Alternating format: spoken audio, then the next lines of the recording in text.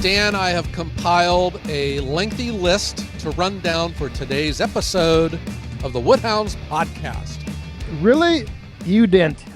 A long list. Well, I've been waiting for this, for you to tell me all the things you appreciate and like about me. So have at her. Let's hear them all. That is the wrong list. That is the opposite of the long list. That's the short list? It's the not the long list. Yeah. The non-existent list. Yeah. No, right. I can think of a lot of positive things to say about you, Dan. But Well, that could be for another episode. Yeah. All right. Let's put that in the bank. Let's save it. Yeah. My long list comprises of things such as fingers, forearms, wrists, shoulders, skin, elbows, and what are those muscles that are on top of your shoulders, like run from your neck to your shoulders? The traps, the trapezius. Those things. Yeah, yes. my trapezoids. Trapezoids. Yeah. What? Yeah, those are all the things on my body that hurt after a week of processing oak firewood. Oh, that's right. You had a big oak week. Heavy production. Yeah. Every day. Wow. Yeah. Yeah. And then on my other list, it's very short. And these are senses of my body that no longer work. And that is my sense of smell. A week of smelling oak has broken my olfactory system. You are, you have, what is that called when you can't smell? Nose blind or something? Yeah. Yeah. Wow. Yeah. If I were a beagle, I'd get thrown out of the club. I just can't smell anymore. So you're hurting. Every part of your body hurts and you can't smell. Yes. Wow. Yeah, that was tough. Even my high school helper, this kid works. I had texted him. I text him when I have a load for him to stack. And it was like on Friday evening, he replied, "Is it maple?" Yeah, he was done with oak too. Oh my gosh. Yeah, it's just heavy, and the bark tears into your gloves and your fingertips. And oh my gosh, it's just wore me out. But you are running the 405, right? Oh yeah. So is that where your shoulder from pulling that lever back and forth? And no, pushing the button. It's the stacking process, Dan. It's not firewood until it is stacked. Well, I got a solution. Yeah. Bins. What? Firewood bins. Oh, the solution is to leave it in a gigantic pile. Okay. There you That's go. A great idea. Your body won't be hurting. You can just get away from it. Your nose will be better. I mean, see. All right. Well, we got this problem solved right there. Yeah. All I need is a magic wand to get all that oak into a big pile. And then from the pile into your truck, eventually. Yeah. Well, I'll have 2 years of rest before that day comes. Yeah. Gosh, I don't get this oak stuff. I like it. Oak's got to be one of the most misunderstood of all firewoods too, because I still get it. Like I put these videos up. They're mostly from Facebook. Maybe they're just not as savvy of a wood hound as all of the people here on the Wood Hounds podcast are. But they'll I'm just processing a cherry log or a maple log. And they're like, big deal. Try a tough log like oak. I was like, gosh, come on. Oak's one of the, am I out of line here? Oak splits easy. It's one of the easiest splitting hardwoods out there.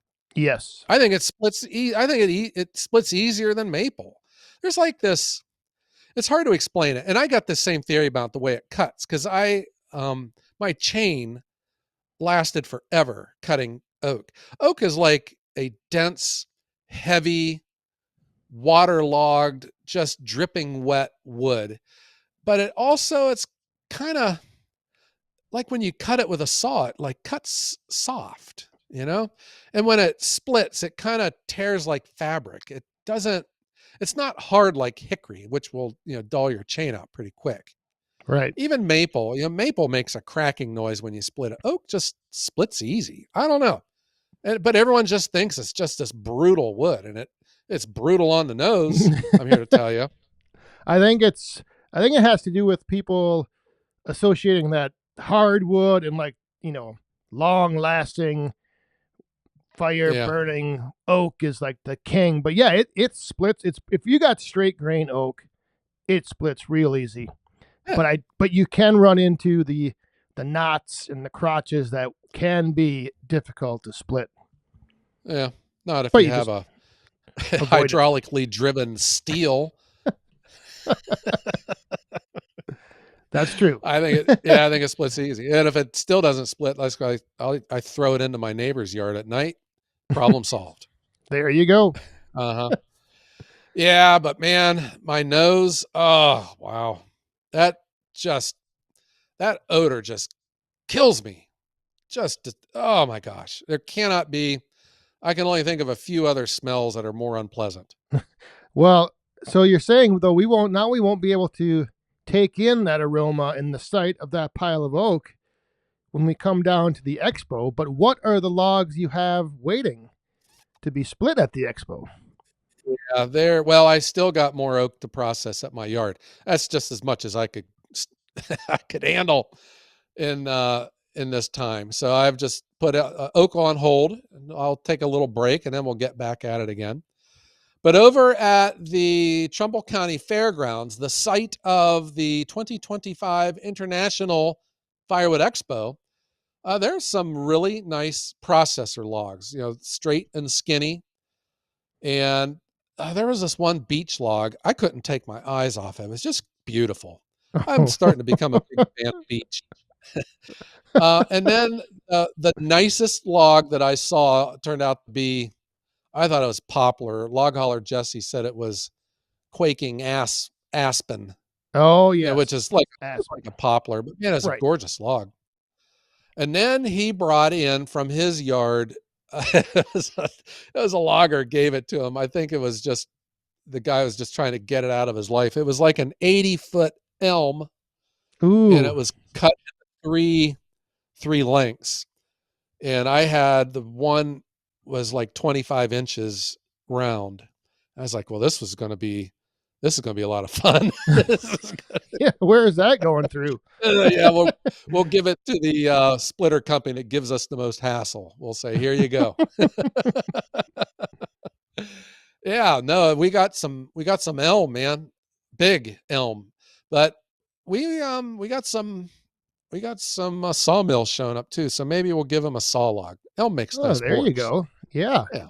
So you'll have a wide variety then. It won't just be like all strictly oak or No. will there be any oak?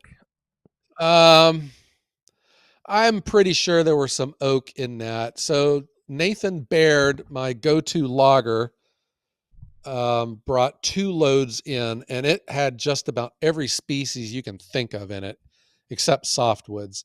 There was maple, cherry, beech, ash, elm, oak, and Jeez. balsa. No, wait, wasn't in there. Australian hardwood. Yeah, yeah. Australian double kryptonite Schwarzenegger wood. I mean, if we want to have any true demonstrations of the power of the splitter, you need Australian kryptonite titanium wood. Yeah, and then if no one's log splitter can split, we'll just split it with an axe. Yes. We'll just get out a maul. Uh huh. Yeah, the I don't have enough logs, I'll say that.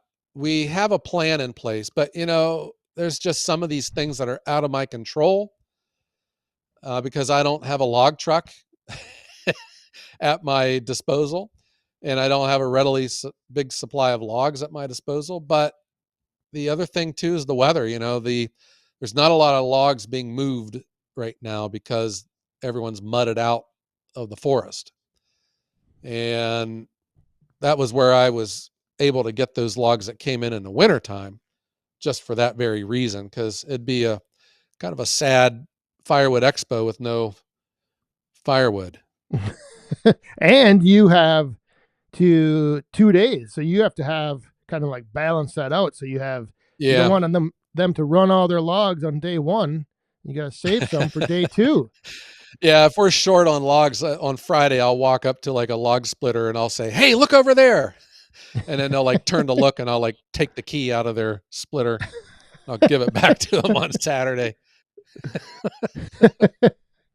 And are you? So I know we're kind of getting into the expo here, but we're getting ready to kick off like the Wood Hound calendar of events. This summer is jam packed full of get-togethers and gatherings and expos and shows.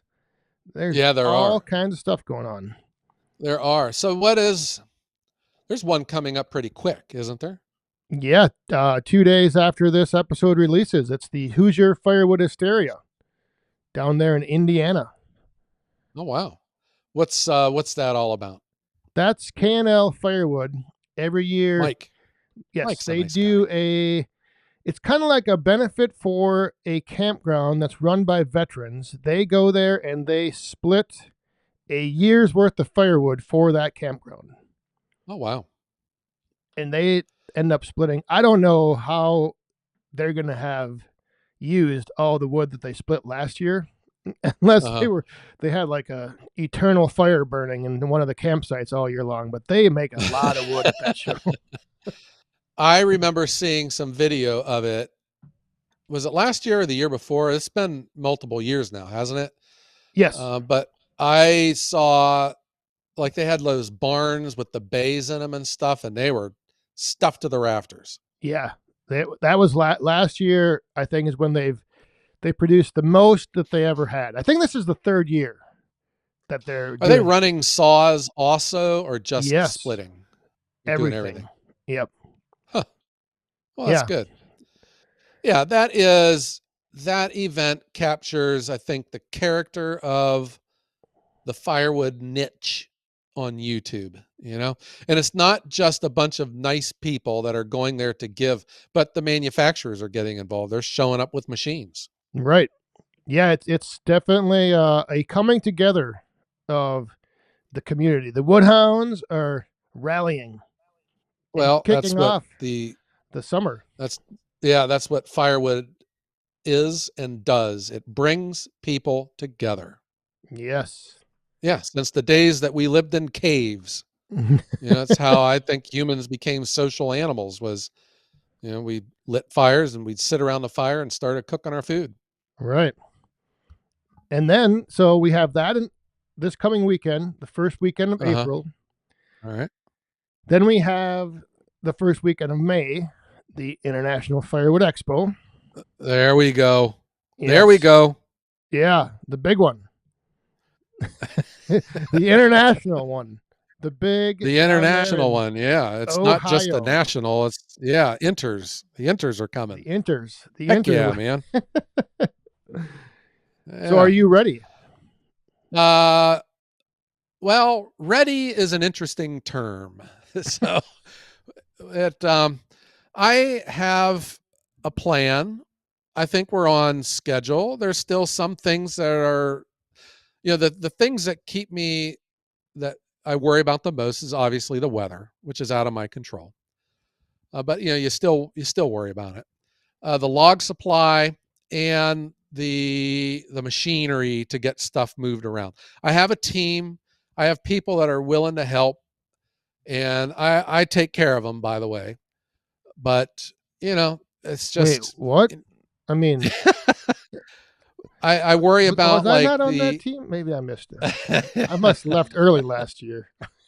Yeah, you did. Yeah, when I couldn't find you, I'd send someone to the porta potty, and they would tell you to come back. Yeah, the like the Bobcat kind of stuff. Like last year, we had that brand new Bobcat, and it had like a hose came loose on it, and it just shut us down there for a while. Yeah. So that kind of stuff. And you're still doing you're setting up on Thursday, right? Yeah. Yeah. Yeah. Thursday set up. Then the show's Friday and Saturday. I kind of think Friday it might be a little thin. Because people have jobs and you just can't get there, and it's going to be over with before everyone gets off work. So Friday might be a little thin, but Saturday I'm hoping we get a nice turnout because we spent we've had a pretty good budget for our advertising. We've bought TV ads. We're in local newspapers. I've been bumping Facebook ads, and I'm trying my best to even get out of my little region here. Like I get into areas of PA and Western Ohio. Toledo, Cleveland, and Yeah. all. So yeah, Well, I think you're getting a good, I mean, social media presence just from other. I mean, I know we mentioned here. I know other YouTube channels that are planning to yeah, come there. They've been mentioning it, and so if you do have a YouTube channel and you're going to be there, you know, drop a cheap little plug and let your viewers know, and then maybe we'll and let us know, and everyone yeah. become aware. Yeah, maybe I need to put a new page on the website of the YouTube channels that are coming. Yeah, I think that's kind of a Yeah. it's getting to be a unique, I guess, dynamic to these different shows. It's like people will go there for the show, but also to see their, favorite YouTube channels or get a chance to meet them and talk to them. Uh-huh. Yeah, that started, kind of like with the Paul Bunyan a few years back. Because I Yes. remember my first year there, it was flattering. And it was just kind of the fuel that you use to want to do it more and get better at it. Uh, the Expo, though, it's been kind of like my firewood business and my YouTube channel. It's happened by accident. And it was just the open house. Remember when I first moved into the wood yard, and I just put it out, let's have an open house. I'll bring the pizza. I was hoping like 4 or 5 people would come. We had like 400 people came. Yeah, everybody came. And yeah, everyone came. And then last year I opened it up to some of the manufacturers, and I just got steamrolled. All these other ones wanted to come, and I was reluctant because I didn't have the room. And then this year the county stepped in and asked if I wouldn't mind considering moving it to the fairgrounds. And the risk was doing that, but then getting no response from the industry, like no one wanted to come, just like the same few that came to my yard where it felt packed, but they would just be, they would be invisible over at the fairgrounds because it's such a big place. But the industry responded, man. I mean, we got over 40-ish manufacturers and exhibitors coming. It is, Nice. Yeah, yeah, that's really good. it is the world's firewood industry is coming to the expo. There you It's go. true. Yeah, Yeah, and it's it's true. firewood. Like firewood is the main focus, which is I think Yeah, different than a lot of these other expo shows. Like even the Paul Bunyan show is big, but it's got that forestry timber yeah. industry meshed in there, and that's actually the main focus. I think firewood Well, it is is. meshed in. Yeah. Yeah, but you know what? If you go onto some of these websites on some of these shows where there are a lot of firewood manufacturers that show up, they don't even mention firewood anywhere on the websites. Doesn't even show up. Yeah. They talk about timber, tree service, sawmill, woodlot management. They never mention firewood. Oh, So it just seems to me the firewood industry, I think, has got it going on. When I step back and I look at the firewood industry as a whole, what I see is this is the way capitalism is supposed to be. Um, I will use the vertical splitter as an example. Okay. And this is where I'm critical of the private sector and the way things are going. In the private sector anymore, these guys, they get so big, they made so much money that they buy their competition because they're lazy, and they buy their competition so that they don't have to compete anymore. They buy up their segment of the market. In the firewood industry, Easton Made put out a vertical splitter. Um, there were some vertical splitters that existed before, and Easton Made put one out, got a lot of attention. And then Wolfridge put one out that kind of passed it up. And what did Easton Made do? Easton Made responded. That is competition. That is innovation. That is the way capitalism is supposed to be. If this industry was like the automobile industry or, the retail industry, Easton Made would have, one of those companies would have bought the other, and you would have been left with the same splitter. Because they don't have to make a better splitter because they have no competition because they bought it all. There's no need to, right? There's no, Yeah. the market's not demanding innovation. And now with just the vertical splitter, for example, there's multiple manufacturers making them. Splitfire Yes. has one. All Wood has one. Who else? I'm probably missing a few, but yeah, it's like it got all the wheels turning, and it's only better for the consumer. Yes. And that is the way I see the firewood industry. And that's why this is so exciting, because, this is the way it is supposed to be. Corporations aren't supposed to get so big that they just go out and buy politicians and buy their tax cuts and negotiate a stock buyback and then call themselves a great American. That's not the way it is in the firewood industry. Like, Dan, could you go start a car business tomorrow making Well, I automobiles? could, but I don't think I'd have very much success. The answer is no, you No, couldn't, yeah. because they got titans that have just overtaken that industry and there's no one else is allowed in. But not the firewood industry. You could still start a business in your garage in the firewood industry. The ownership, Chris Wolf, Andrew Easton, Matt Timmons, Austin Roberts, all these guys are still heavily involved. Their livelihoods, their image, their reputations are on the line every day, and they are sticking it out there to make their businesses better and more profitable, and they're doing it the correct way. And that's why I think the firewood industry is so exciting, and that is why we deserve our own trade show. Bam. Boom. Mic drop. All right, ladies and gentlemen, we will see you next week right here, 5:00 in the morning on Wednesday. Well said. I think I just strained my shoulder saying that. Yeah, I was going to say, there. how Yeah. you're getting all riled up over there. You better watch out. You're going to pull a hammy. Yeah, I could. Yeah. Okay, so then that's the International Firewood Expo. Then there's others though, right? Right, There's but other we might shows be out running low on time here. But we'll quick mention them that I know of anyway. After the Yeah. expo in June, there is the Firewood Frenzy and the Fellowship at the Furnace. There's a lot of. And I haven't heard that many F's since my high school report card, but and then whatever. And then I know in September is the Hope event, which is another gathering of the Wood Hounds for a great cause. Yeah, York I Firewood. I don't know about August. Ken and Danny. Yeah. You don't know about what? I don't know about August. If there's, I don't know, like I said, this calendar of events is filling up, and it's so. Those are the ones that I know of. I'm gonna have to double check and recheck, and we'll have to cover the other ones as we get closer to them. But Yeah. the two August is the International Air Conditioned Firewood Show. the It's indoors indoors. woodyard show. Yeah, brought to you by Carrier Air Conditioning. Yeah, that would be nice. Mm-hmm. That would be. That's the one feature I forgot to put in on my carport.